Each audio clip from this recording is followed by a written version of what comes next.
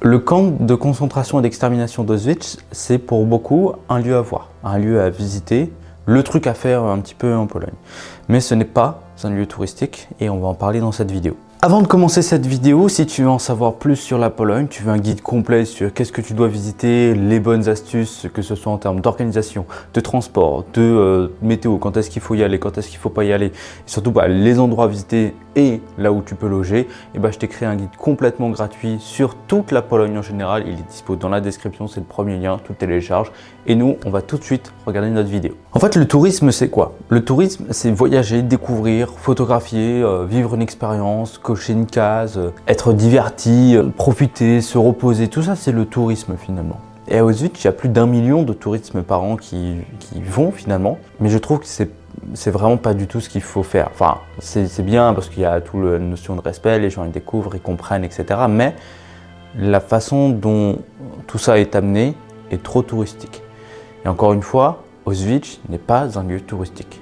Il ne faut pas y aller pour faire du tourisme. Il faut y aller pour autre chose. Cette autre chose, c'est plus un lieu de mémoire, un lieu de respect, un lieu de compréhension, un lieu de rappel de ce qui s'est passé, de tout ce qu'il peut y avoir, des horreurs, des meurtres, de toute la déportation finalement. C'est un lieu qui est là pour ça finalement.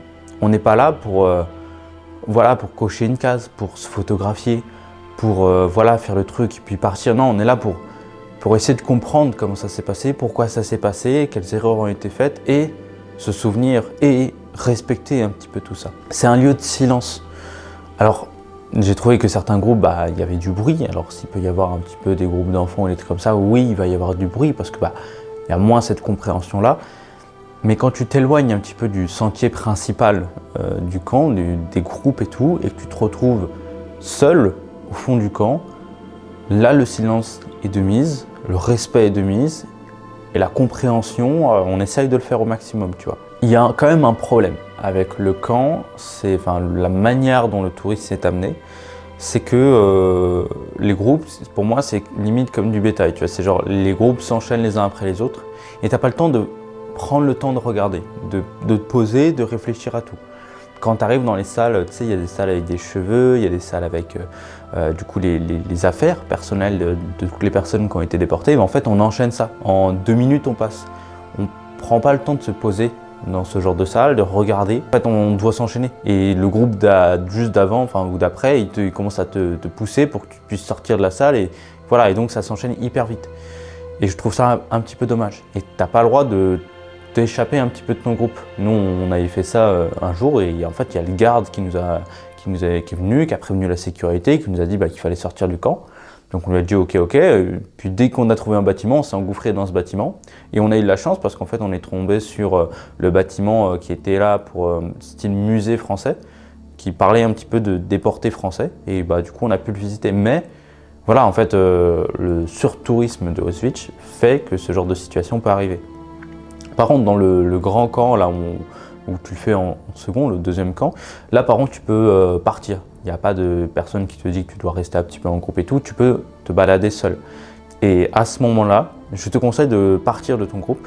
Alors certes, tu ne vas pas avoir les explications un petit peu du guide et des trucs comme ça, mais tu vas pouvoir aller où tu veux et prendre plus le temps de faire la visite. Parce qu'en fait, la visite, si tu la suis comme tout le monde, en 2h30 c'est plié.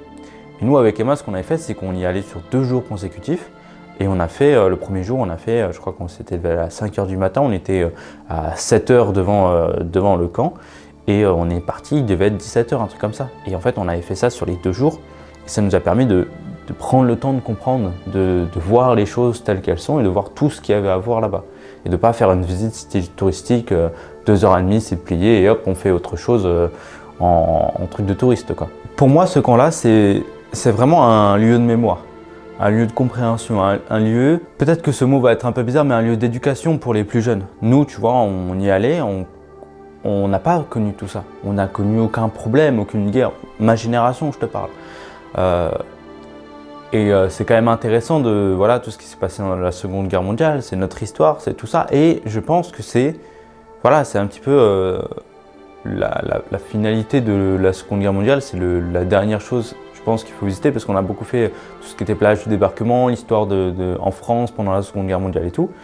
Et je pense que voilà, tu as le début, c'est le débarquement en Normandie. Alors il y en a eu plein d'autres, des débarquements et tout, mais voilà. Et ensuite, tu as la finalité, les camps de concentration, ça peut être intéressant à faire pour essayer de comprendre le côté plus civil, le côté plus nazi, que le côté un petit peu guerre, voilà, les alliés qui débarquent, voilà, la guerre tout simplement. Là, on parle d'autre chose, c'était pas la guerre, c'était un massacre. Donc c'est vraiment pas un lieu touristique, c'est un lieu de mémoire, c'est un lieu où tu es là pour, je sais pas, te souvenir, c'est de comprendre et tout, respecter, montrer ton respect, montrer voilà que, je sais pas, ça s'est passé et que tu essaies de comprendre. Mais c'est pas un lieu touristique, c'est pas un lieu pour se prendre en photo, c'est pas un lieu pour faire tout ça. C'est pas un lieu à cocher, c'est un lieu à aller voir pour comprendre. C'est pas un lieu où forcément tu en parles à tout le monde. Ah regardez, je fais Auschwitz, c'était trop bien. Non, non. J'y suis allé, je te conseille de le faire parce que c'est important. Mais c'est aussi important parce que j'avais envie de le faire. Il ne faut pas se forcer à le faire parce que tout le monde le fait ou parce que tout le monde te dit bah, il faut aller se recueillir ou des trucs comme ça. Non, si tu as envie de le faire, tu y vas, mais pour des bonnes raisons, pas pour le tourisme finalement. Voilà pour cette vidéo, j'espère qu'elle t'a plu. Si c'est le cas, n'hésite pas à t'abonner ou même à lâcher un commentaire sur du coup ton voyage que tu vas faire là-bas ou ce que tu as pensé un petit peu de cette vidéo.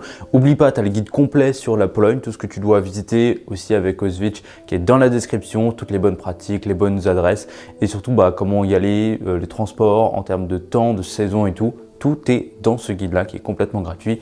Donc voilà, de gros bisous, à très vite.